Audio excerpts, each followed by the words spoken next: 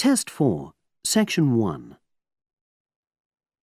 You will hear a man called Tim and a woman called Laura discussing preparations for their holiday. First, you have some time to look at questions 1 to 6.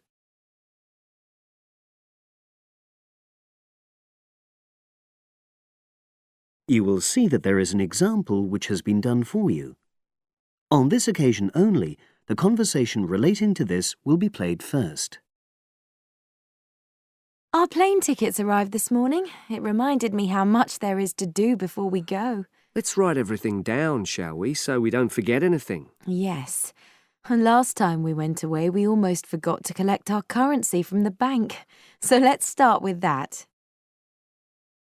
Laura says that they should collect their currency, so currency has been written in the space. Now we shall begin. You should answer the questions as you listen, because you will not hear the recording a second time. Listen carefully and answer questions 1 to 6. Our plane tickets arrived this morning. It reminded me how much there is to do before we go. Let's write everything down, shall we, so we don't forget anything? Yes. And last time we went away, we almost forgot to collect our currency from the bank. So let's start with that. Good thinking. And wasn't there an appointment you said you'd got to cancel? Yes, the hairdresser. Thanks for reminding me. Can you write that down too? The shop will be closed now, but I'll do it first thing on Monday. OK. Then starting on Tuesday, we've got to take the tablets we got from the pharmacy. We really mustn't forget to do that. We're not protected against malaria till we've been taking them for at least 7 days. No, so that's really important. And what about shopping? There's still a few things we've got to buy the next time we're in town. We need some more sunblock, don't we? We've only got that factor 10 stuff. It won't be strong enough. I've already bought that. But what we do still need to get is sunglasses. The ones I've got aren't good enough, and I don't think yours are either. OK, I've noted that down. And I think I'm going to get another bag too, just a small one. We always seem to come back with more things than we take. Should we get an extra lock for our suitcase as well, just in case the one we've got breaks? They don't seem to last long. Yes, they are a bit flimsy. OK, right. Oh yes, and we need an adapter for our electrical things, your hairdryer and my shaver. The plugs on them are bound to be the wrong type. We could get one at the airport. They always have them there. Well, I'd rather get it beforehand, so I'm writing it down. And then I think that's it, isn't it? I think so, as far as shopping's concerned. But we also need to order a taxi to take us to the airport. We should do that well in advance. My sister left it too late and she had to take the train with that huge suitcase of hers. I know, she really struggled with it. Before you hear the rest of the conversation, you have some time to look at questions 7 to 10.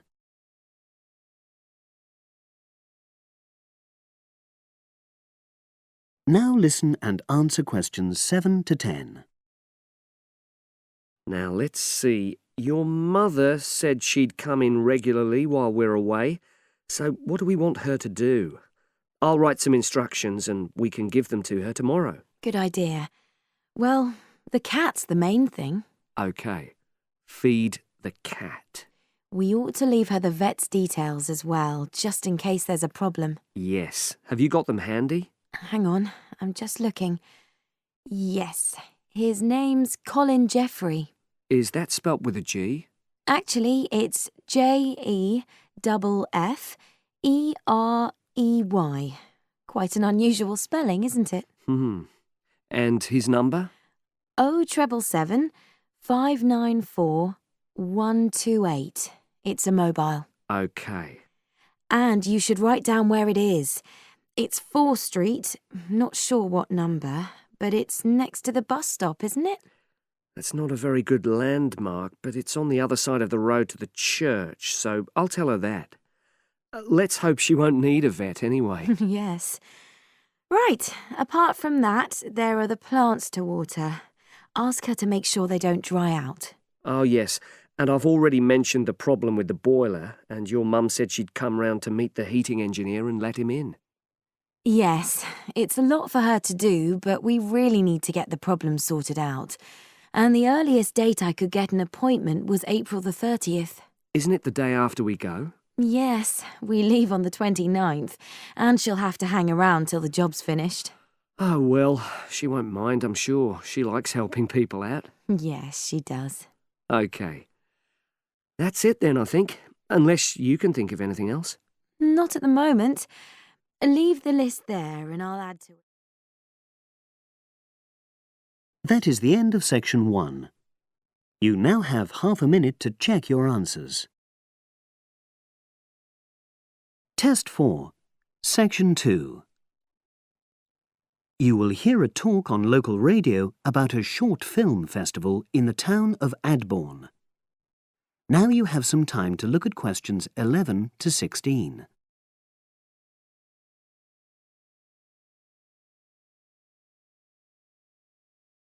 Now listen and answer questions 11 to 16. Today we're pleased to have on the show Fatima Johnson, who is the organiser of the Adborn Film Festival. Welcome, Fatima. Hello. Can you tell us a bit about the background to the festival and what it brings to the town?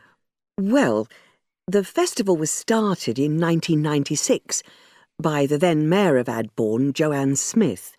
She wasn't a filmmaker herself. She'd actually been a very energetic tourism development officer for many years. But Adborn had run a classical music festival, which had been becoming less and less popular in recent years. Joanne was looking around for something to replace it and to use funds allocated to it to promote something which local people can enjoy. Great. So tell us about the festival nowadays. Well, it's held in the last 2 weeks of August every year, and short films from all over the world are shown in 3 places, in the theatre and our 2 cinemas. Several films are shown in one performance, and the whole thing lasts about 90 minutes. Tickets are very reasonably priced.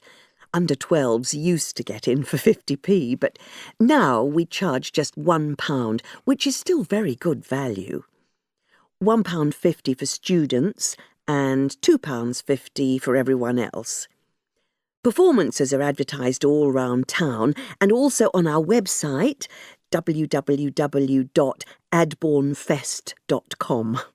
If you're interested in attending any performance, you can buy tickets online, of course. And you can also get them in the library, which is right next to the main shopping area. I'm afraid this year tickets are no longer available from either of the 2 cinemas because of restricted opening times. I understand you also run a film competition? Yes, for under 18s. We have a different theme every year. Last year, for example, the theme was Future Planet, and the winner was a 10-minute documentary encouraging youngsters to be more aware of environmental issues, focusing on getting school kids to cycle to school instead of going by car. This year, the theme is Sporting Nation, so there'll also be lots of ideas to choose from. Now, we're always on the lookout for new local talent, so if you live in the Adborn area and are under 18, you should have a go. We have an excellent prize every year donated by local businesses, shops, hotels, etc. This year, you can win a high-spec movie camera worth over £800. Application forms are on the website, and the deadline for sending in your film to enter the competition is the last day of July. It's May now, so you'll have the whole of June to be working on it. Now you have some time to look at questions 17 to 20.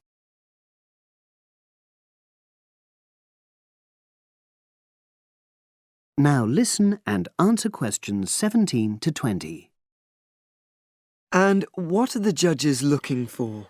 Well, although we choose very topical issues like the environment, we're not looking for propaganda, trying to get people to do something. Instead, we're looking for a new angle, a fresh way of looking at a theme. And of course, Because it's a short film festival, it's not really about a fully worked story with well-rounded characters. It's more about good photography, conveying things visually. And who judges the films?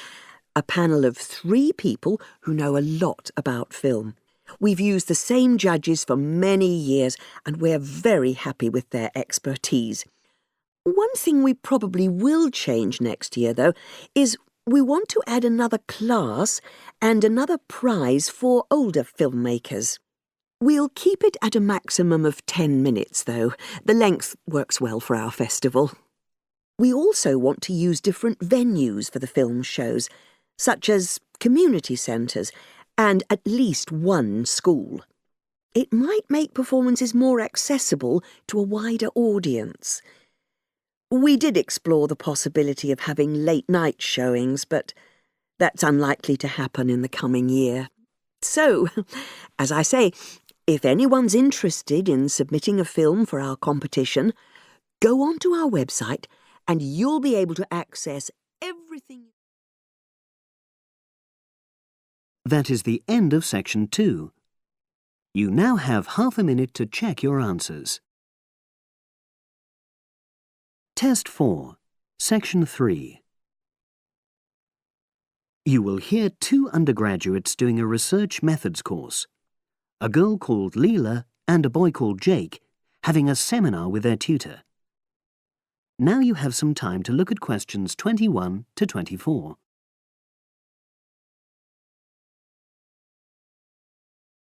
Now listen and answer questions 21 to 24. So the task I gave you both was to choose an article about a small-scale research project. Yes. You were then required to try to reproduce the research procedures in your own context, i.e. try it out for yourselves. Yeah, and that's what we've done. Great. So I'd like you to tell me a bit about the article and why you chose it. Well, the article's written by 2 university lecturers who had started using crosswords to help their students revise terminology for exams. And the crosswords were designed and set on computers.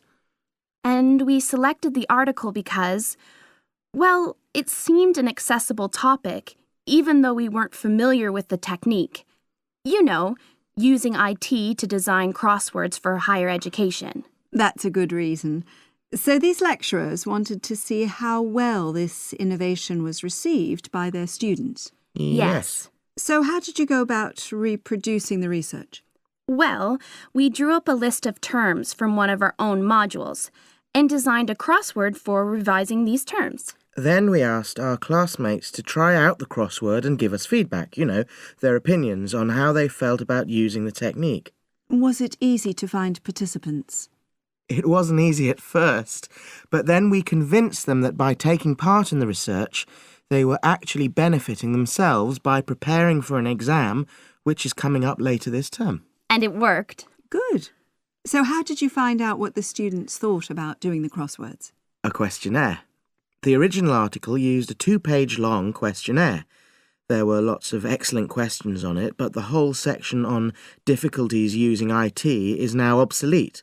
Old-fashioned even though it had only been written a couple of years ago. So you designed a shorter version? Yeah. Then we sent it to the 40 students by email and got 28 replies. I was taken aback by the fact that everybody we talked to thought this was a good return. I mean, the responses were well written. People had taken a lot of care, but I was really disappointed with the low numbers. Yes, an important lesson to learn for an apprentice researcher. Yeah. Now you have some time to look at questions 25 to 30.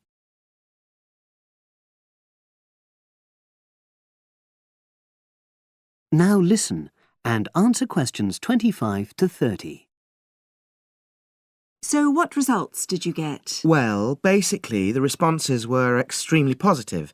The students said that doing the crossword on a computer helped them really focus on the work in hand and not be distracted, which is something that commonly happens with other ways of doing revision.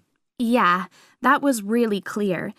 But something that struck me was that having fun, hardly featured in their responses, nor did anything to do with spelling of hard words, which I thought would be an obvious benefit. No? Okay. Respondents also said that doing the crossword hadn't really increased their general motivation to study, but that it had highlighted the gaps in their memory so they knew what further work was necessary. Right. So how did your findings tally with those of the original researchers? There were lots of similarities, but... There were probably two main differences.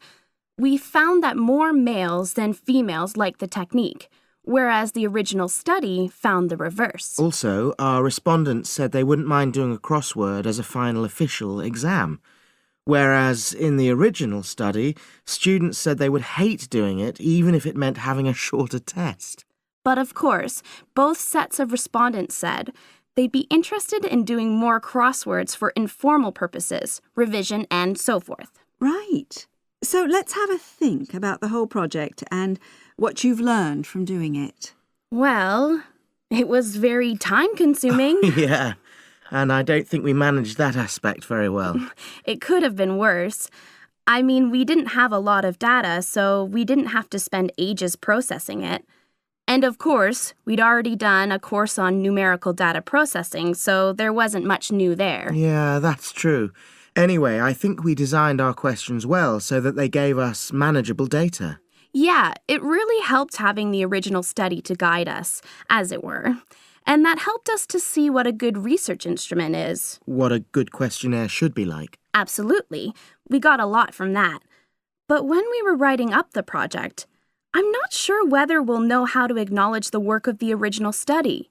You know, our referencing. No, that's something we'll both have to work on in the future. Actually, that part's been great. Finding ways to share and support another person. That's the real plus from the project, learning ways to do that. Well, it's obviously been very successful. That is the end of section 3. You now have half a minute to check your answers. Test 4, Section 4. You will hear a postgraduate psychology student talking to other students about a job satisfaction study he has investigated. Before you listen, you have some time to look at questions 31 to 40.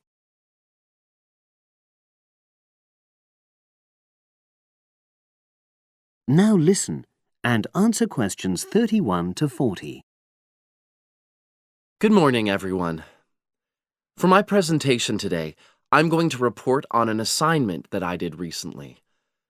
My brief was to analyze the methods used in a small study about job satisfaction, and then to make recommendations for future studies of a similar kind. The study that I looked at had investigated the relationship between differences in gender and differences in working hours and levels of job satisfaction amongst workers. For this purpose, employees at a call center had been asked to complete a questionnaire about their work. I'll summarize the findings of that study briefly now. First of all, female full-time workers reported slightly higher levels of job satisfaction than male full-time workers. Secondly, female part-time workers reported slightly higher levels of satisfaction than female full-time ones did. On the other hand, male part-time workers experienced slightly less job satisfaction than male full-time workers. But although these results seemed interesting and capable of being explained, perhaps the most important thing to mention here is that in statistical terms, they were inconclusive. Personally, I was surprised that the findings hadn't been more definite, because I would have expected to find that men and women, as well as full and part-time workers, would experience different levels of satisfaction. So I then looked more carefully at the methodology employed by the researchers to see where there may have been problems. This is what I found. First of all, the size of the sample was probably too small. The overall total of workers who took part in the survey was 223, which sounds quite a lot, but they had to be divided up into subgroups. Also, the numbers in the different subgroups were unequal. For example, there were 154 workers in the full-time group, but only 69 in the part-time group. And amongst this part-time group, only 10 were male, compared to 59 who were female. Secondly, although quite a large number of people had been asked to take part in the survey, the response was disappointingly low. A lot of them just ignored the invitation. And workers who did respond may have differed in important respects from those who didn't. Thirdly, as the questionnaires had been posted to the call center for distribution, the researchers had had very limited control over the conditions in which participants completed them. For instance, their responses to questions may have been influenced by the views of their colleagues. All these problems may have biased the results. In the last part of my assignment, I made recommendations for a similar study, attempting to remove the problems that I've just mentioned. Firstly, a much larger sample should be targeted, and care should be taken to ensure that equal numbers of both genders and both full and part-time workers are surveyed. Secondly, the researchers should ensure that they are present to administer the questionnaires to the workers themselves. And should they require the workers to complete the questionnaire under supervised conditions so that the possibility of influence from other colleagues is eliminated. Finally, as workers may be unwilling to provide details of their job satisfaction when they are on work premises, it's important that the researchers reassure them that their responses will remain confidential, and also that they have the right to withdraw from the study at any time if they want to. By taking measures like these, the reliability of the responses to the questionnaires is likely to be increased, and any comparisons that are made are likely to be more valid.